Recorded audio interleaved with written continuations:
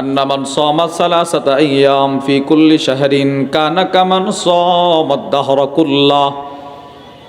নবীজি বলেন, কেউ যদি প্রতি আরবি মাসে 3 দিন রোজা রাখে, সে যেন সারা বছর রোজা রাখার সওয়াব নিয়ে নিল। সুবহানাল্লাহ। এই হলো প্রথম ধাপ। নবীজি এই রমজানের রোজা আসার আগে সাহাবাদেরকে 3 দিন রোজা রাখা অভ্যাস করাইছেন। দ্বিতীয় ধাপ, সারা বছরে 1 দিন রোজা রাখা ফরজ ছিল। বলেন, সারা বছরে কয়দিন রোজা রাখা ছিল?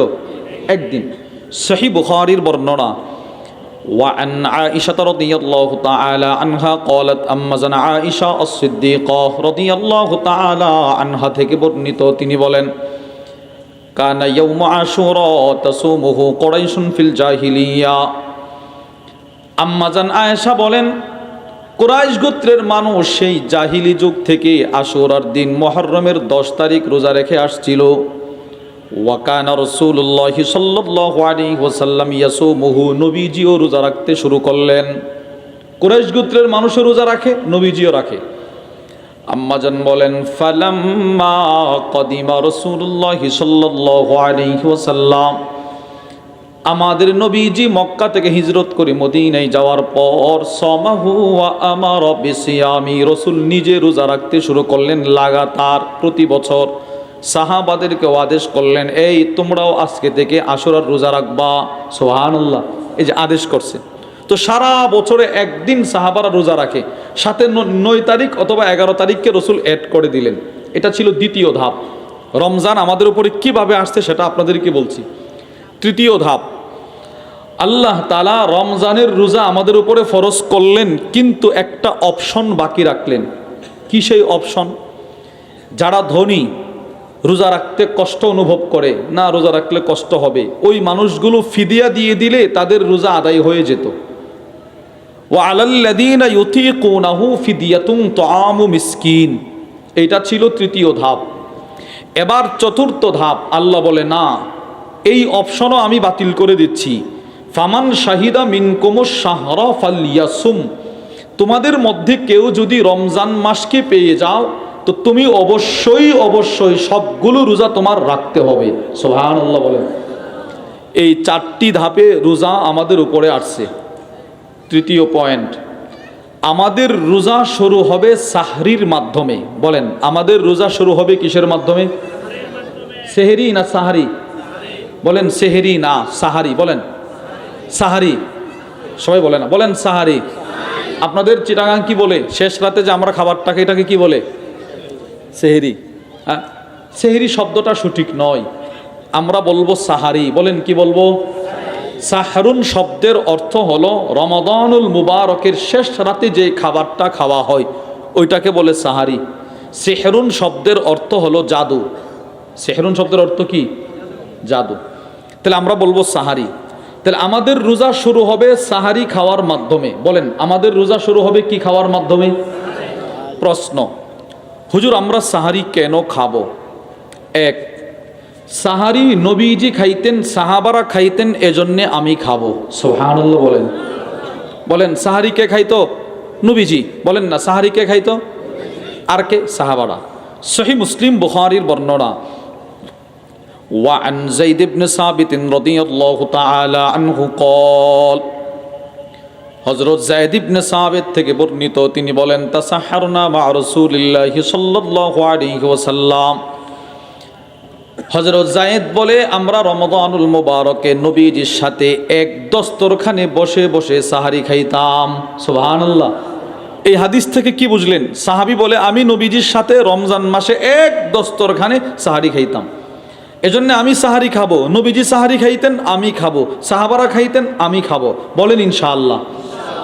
2, যদি পারেন আমার সাথে একটু বলেন, বলেন পৃথিবীর মধ্যে, সবাই বলেন, পৃথিবীর মধ্যে সবচাইতে পবিত্র খাবার সাহারি। সুবহানাল্লাহ বলেন।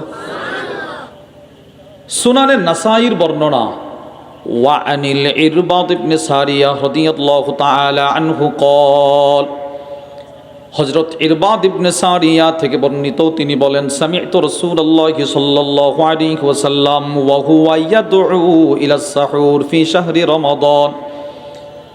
নবীজির সাহাবী বলেন, রমাদানুল মুবারকের চাঁদ ওঠার পর নবীজি শেষ রাত্রে সব সাহাবাদের ঘরের দরজায় গিয়ে বলতেন, সাহাবারা রে, হালুম্মু ইলাল গাদাইল মুবারক, ও সাহাবারা ঘুম থেকে জাগ্রত হও, পৃথিবীর পবিত্র খাবার সাহারি খাওয়ার জন্য তোমরা একত্রিত হও।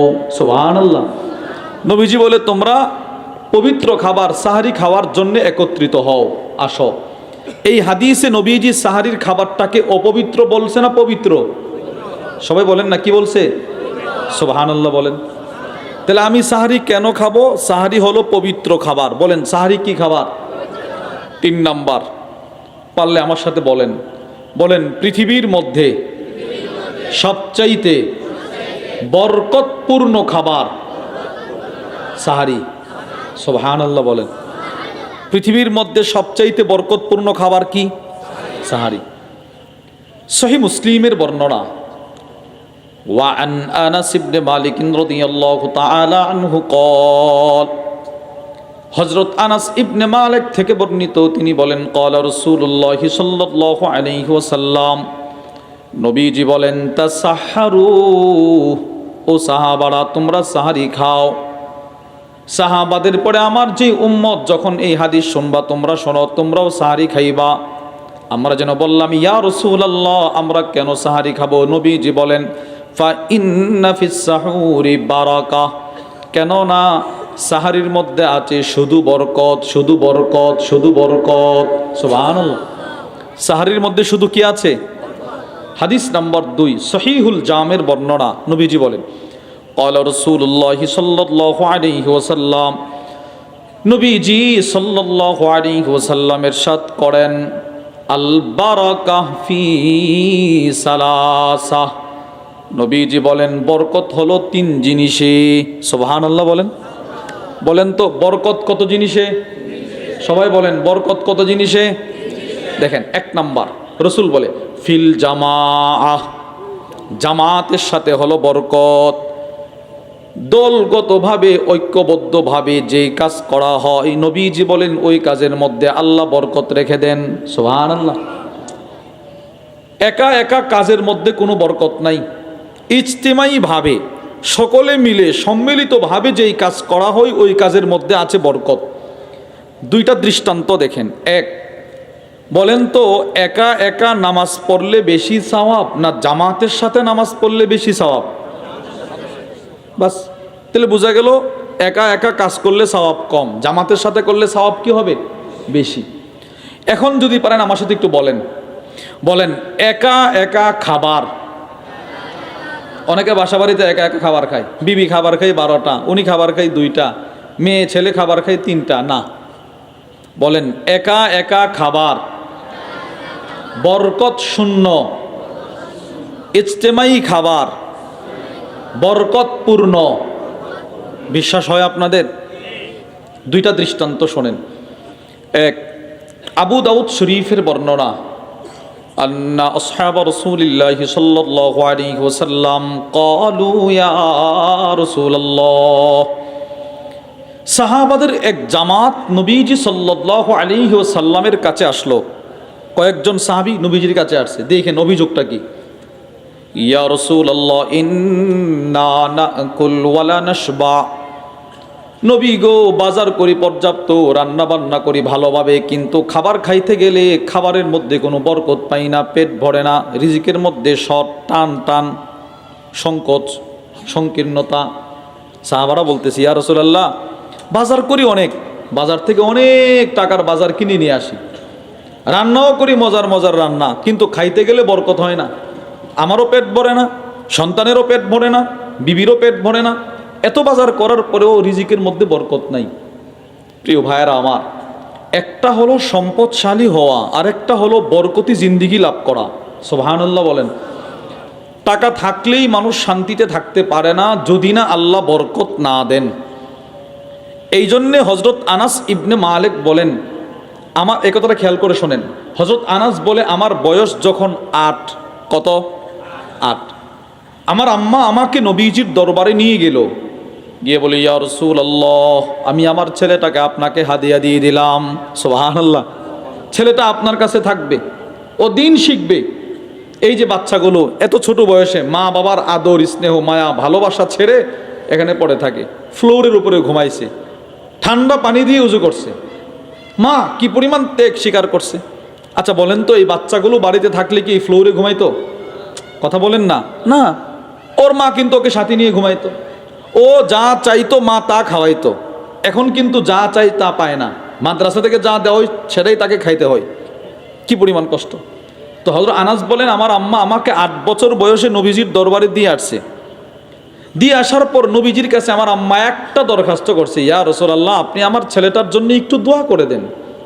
নবীজি দুইটা দোয়া করছে।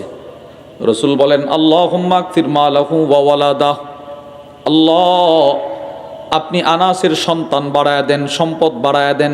সুবহানাল্লাহ, তারে সন্তানও দেন, তাকে সম্পদও দেন। শুধু নবীজি এইটুকু বললেই যথেষ্ট হয়ে যেত, কিন্তু নবীজি পরবর্তীতে আরেকটা শব্দ নিজের থেকে বলে দিছে। সুবহানাল্লাহ, নবীজি বলে, ওয়া বারিক লাহু ফীমা আ'তাইতা, আল্লাহ আনাসকে আপনি সম্পদ যাই দিবেন ওই সম্পদের মধ্যে আবার একটু বরকত দিয়ে দেন। সুবহানাল্লাহ।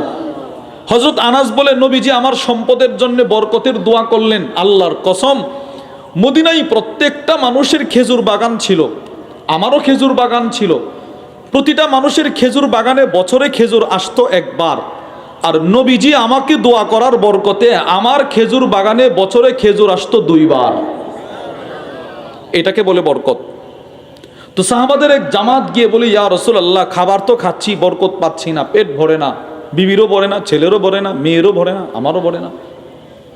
নবীজি কি বলে জানেন? তোমার অভিযোগ এটা? কহা। আচ্ছা, এই তোমার কি অভিযোগ? এটাই। তোমার কি অভিযোগ? এটাই। এবার নবীজি কি বলছে দেখেন। আল্লাহর রাসূল বলেন, ফালা আল্লাকুম তাফতারিকুন, নবীজি বলেন, সম্ভবত তোমরা একা একা খাবার খাও। হ্যাঁ, এককভাবে খাবার খাচ্ছ, মিলেমিশে খাবার খাও না, একসাথে খাবার খাও না। না, নবীজি বলেন, না না, এভাবে খাইলে কখনো বরকত পাইবা না। আমি রসুল বলে দিলাম, আগামীকাল থেকে বাজার করবা আগের মতোই, রান্না করবা আগের মতো, কিন্তু খাবারটা খাওয়ার সময় একসাথে সকলে মিলে খাবার খাইবা, আল্লাহ তোমাদেরকে বরকত দিবেন। সুবহানাল্লাহ, নবীজিটা বলছে। প্রত্যেকেই প্রত্যেকের বাড়িতে চলে গেছে। পরদিন সকালে সবাই আসছে, না বিকেলে আসছে, আইসা বলে, ইয়া রাসূলুল্লাহ, কি আপনি যেমন যেমন বলেছেন তেমন তেমন করলাম, বাজারও করলাম আগের মতো, রান্না বান্নাও করলাম আগের মতো, কিন্তু আজকের খাবার এই পরিমাণ আল্লাহ বরকত দিয়েছে, সবাই পরিতৃপ্ত হয়ে গেলাম। সুবহান। কি বুঝলেন? একা একা খাবার বরকতপূর্ণ না বরকত শূন্য? আর ইজতেমাই খাবার বরকত শূন্য না বরকতপূর্ণ? দৃষ্টান্ত নম্বর 2, ইবনে মা, বিসমিল্লাহির রহমানির রহিম, ইয়া আইয়ুহাল্লাযীনা আমানু কুতিবা আলাইকুমুস সিয়াম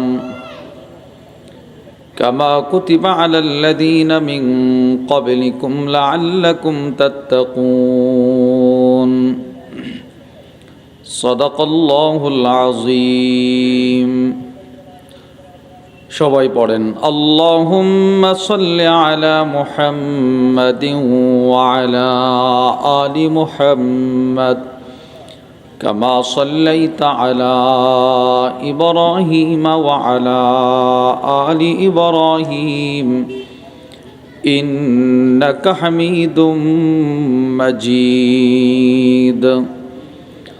اللهم بارك على محمد وعلى آل محمد كما باركت على إبراهيم وعلى آل إبراهيم إنك حميد مجيد। الحمد لله। মাদ্রাসা ও এলাকাবাসীর যৌথ উদ্যোগে আয়োজিত তালিমুল ইসলাম মাদ্রাসার হেফজখানা ও এতিমখানার পুরস্কার বিতরণী অনুষ্ঠান ও বার্ষিক মাহফিলের সম্মানিত সদর সভাপতি উপস্থিত হজরত উলামায়ে কেরাম, মুরব্বিয়ান আযম, নওজোয়ান যুবক ভাইরা, পর্দার আড়ালের মা বোনেরা, আল্লাহ রব্বুল আলামিনের দরবারে অসংখ্য অগণিত শুকর যে আল্লাহ আমাদেরকে অত্যন্ত ভালোবেসে দ্বীনের এই মজমায় আসার বসার তৌফিকটুকু দান করেছেন। এজন্য আমরা সকলেই দিল থেকে শুকর গুজার হয়ে পড়ি আলহামদুলিল্লাহ। বড়রা আলোচনা করবেন, বড়রা আলোচনা করেছেন। আমি বড়দের ফাঁকে আপনাদের সামনে বসে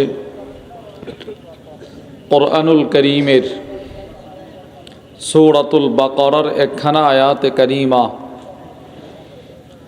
আল্লাহ রব্বুল আলামিনের দয়া তার অনুগ্রহে আমার তিলাওয়াত করার সৌভাগ্য হয়েছে, আপনাদেরও শ্রবণ করার সৌভাগ্য হয়েছে। এই আয়াতে কারিমাকে সামনে নিয়েই কোরআন হাদিসের আলোকে গুরুত্বপূর্ণ একটি বিষয়ে কিছু কথা বলার আশা রাখি। ওয়ামা তৌফিকি ইল্লা বিল্লাহ। আল্লাহ রব্বুল আলামিন বলনেওয়ালা শ্রবণ করনেওয়ালা উভয়কে আমল ইখলাসের সাথে বলার শ্রবণ করার তৌফিক দান করেন, আমিন। প্রিয় ভাইরা আমার, আল্লাহ রব্বুল আলামিনের নিজাম হলো, নিয়ম হলো, সিস্টেম হলো যে আল্লাহ তাআলা পৃথিবীতে কিছু বস্তুকে অন্য কিছু বস্তুর উপর শ্রেষ্ঠত্ব দিয়েছেন, মর্যাদা দিয়েছেন। যেমন সব দিনের মর্যাদা আল্লাহ তাআলার কাছে এক সমান নয়। জুমার দিনের মর্যাদা আল্লাহর কাছে অন্যান্য দিনের তুলনায় কোটি গুণ বেশি। সুবহানাল্লাহ বলেন। সহিহ মুসলিমের বর্ণনা, ক্বালা রাসূলুল্লাহ সাল্লাল্লাহু আলাইহি ওয়াসাল্লাম, নবীজি সাল্লাল্লাহু আলাইহি ওয়াসাল্লাম ইরশাদ করেন, সাইয়্যিদুল আইয়াম ইয়াউমুল জুমআ। রাসূলুল্লাহ সাল্লাল্লাহু আলাইহি ওয়াসাল্লাম বলেন, দিন সমূহের ভেতরে জুমার দিন হলো আল্লাহর কাছে শ্রেষ্ঠ দিন। এই হাদিস থেকে আমরা বুঝতে পারলাম সব দিনের মর্যাদা এক সমান নয়। জুমার দিনের মর্যাদা অন্যান্য দিনের তুলনায় কম না বেশি?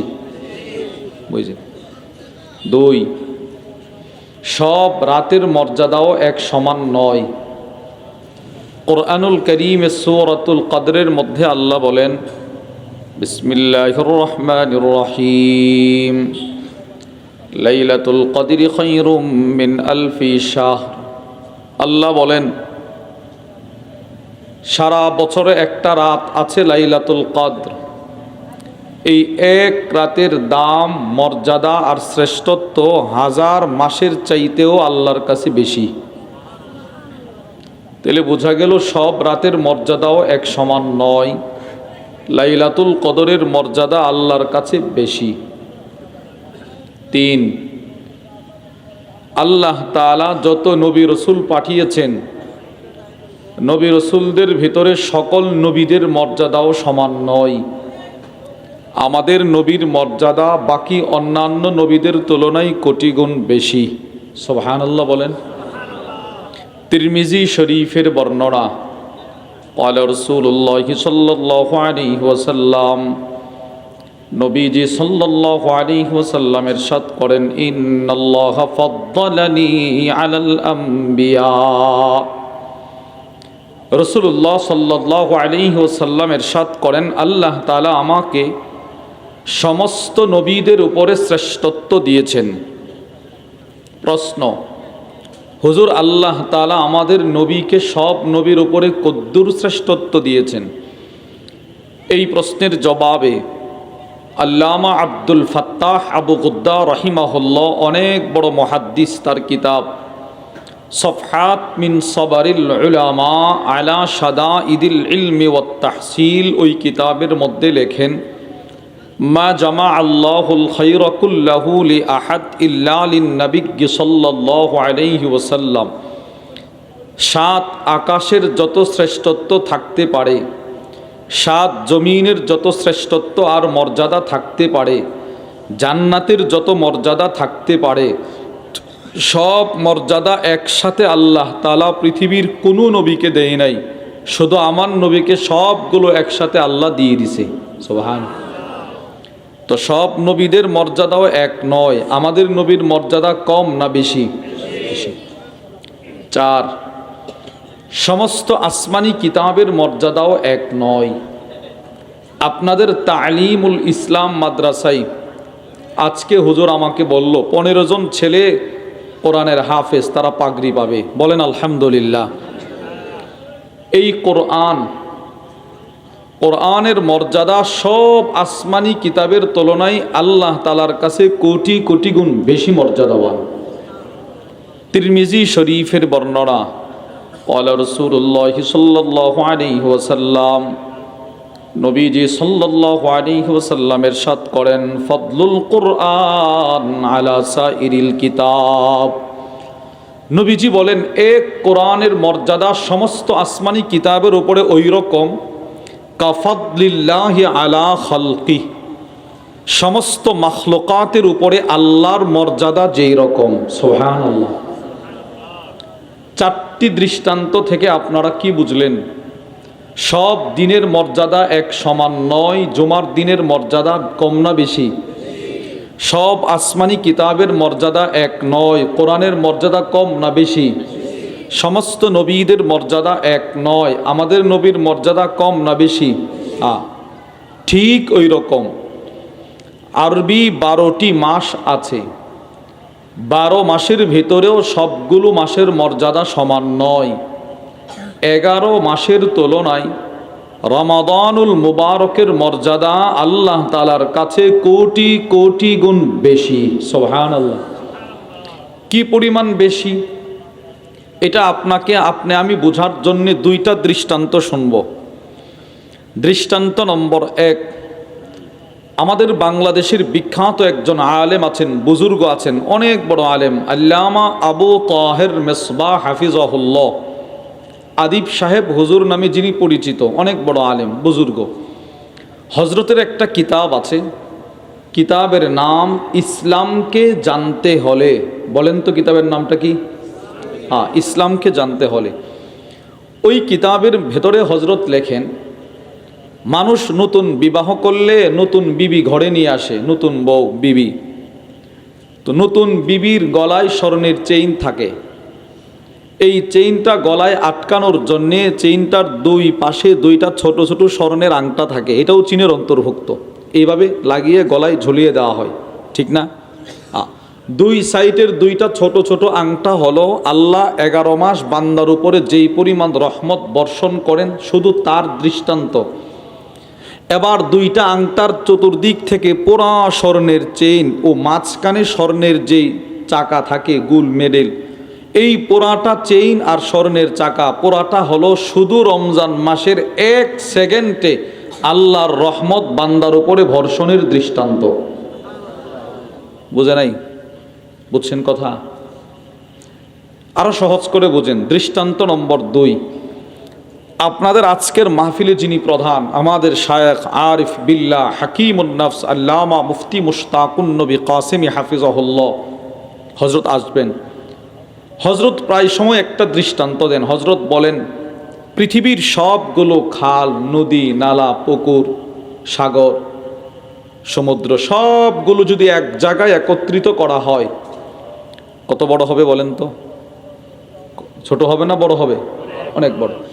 এবার ওই সমুদ্রের মাঝখানে কেউ তার আঙ্গুলটা পানির নিচে দিল, আবার উঠালো, এবার আঙ্গুল থেকে টপ টপ করে কয়েকটা পানির ফুটা খুব দ্রুত সমুদ্রে পড়ে যাবে। সর্বশেষ যেই ফুটাটা ঝুলন্ত আছে, ওই ফুটা হলো 11 মাস আল্লাহর রহমত বর্ষণের দৃষ্টান্ত। বাকি সমুদ্রে যত পানি আছে এই সবগুলো হলো শুধু রমজানে আল্লাহর রহমতের দৃষ্টান্ত। এবার বলেন, 11 মাসের তুলনায় রমজানের দাম কম না বেশি? বেশি। কিন্তু আমরা রমজান কখন ভুলে গেলাম। এই মাস এই ফেব্রুয়ারি শুরু হইল, ফেব্রুয়ারির 12 তারিখ যেন কি সবাই বলবে নির্বাচন, বলবে না সবাই?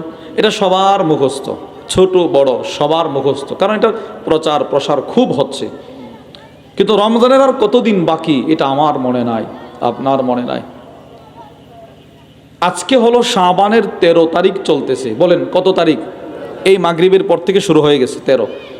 তো 13 দিন তো চলে যাচ্ছে, আর মাত্র 17 দিন। জীবনে কত মার্কার মিছিল আমরা করলাম, আবার করব, কোনোটা সওয়াব কিন্তু হবে না। এটা আমরা এমনি করি আর কি, আবেগে আমরা করি, যে যাই দল করি, দলের মিছিল করি আমরা, সওয়াব কিন্তু না, এটা সবাই বলে। কোনো সওয়াব আছে? সওয়াব নাই।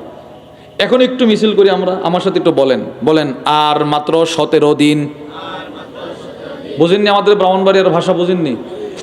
আমরা তো বুঝি না। বলেন আর মাত্র 17 দিন, রমাদানের শুভ দিন। হুজুর আমি যে মিছিলটা করলাম আমার কোনো সওয়াব হইছে? হ্যাঁ, যারা যারা আমার সাথে মিছিলটা করছেন প্রত্যেকের আমল নামাই 50টা নেকি আল্লাহ দিয়ে দিছে। রমাদান এটা কোরআনের শব্দ, বলেন রমাদান।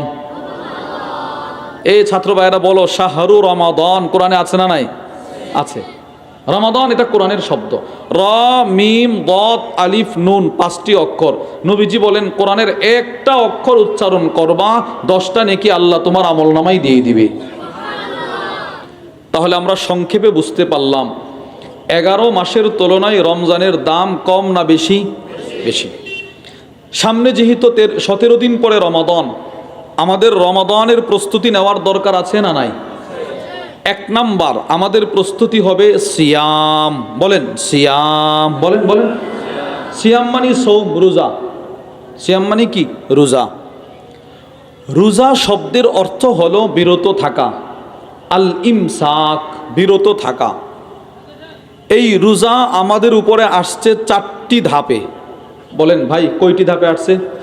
4টি ধাপে। প্রথমে কিন্তু 30 দিন 29 দিনের রোজা ছিল না, 4টি ধাপে রোজা আমাদের উপরে আসছে। খেয়াল করে শুনলে বুঝতে পারবেন। প্রথম ধাপ, রাসূলুল্লাহ সাল্লাল্লাহু আলাইহি ওয়াসাল্লাম সাহাবা ইকরামকে প্রথমে 3 দিন করে মাসে রোজা রেখে অভ্যস্ত করলেন। সুবহানাল্লাহ বলেন। প্রথমেই নবীজি 30 দিনের রোজা দেন নাই আল্লাহর কাছ থেকে চায়া, প্রথমে 3 দিন রোজা রাখা অভ্যাস করাইছেন। তিরমিজি শরীফের বর্ণনা, وعن أبي ذر الغفاري رضي الله تعالى عنه قال, হযরত আবু যর গিফারি রাদিয়াল্লাহু তাআলা আনহু থেকে বর্ণিত, তিনি বলেন ক্বালানি রাসূলুল্লাহ সাল্লাল্লাহু আলাইহি ওয়াসাল্লাম।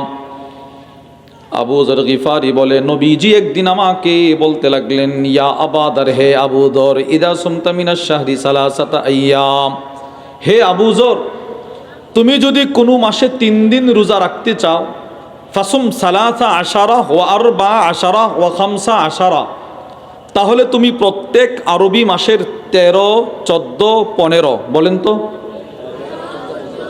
এই 3 দিন তুমি রোজা রাখবা। ইমাম তিরমিজি রহিমাহুল্লাহ তার কিতাবের মধ্যে লেখেন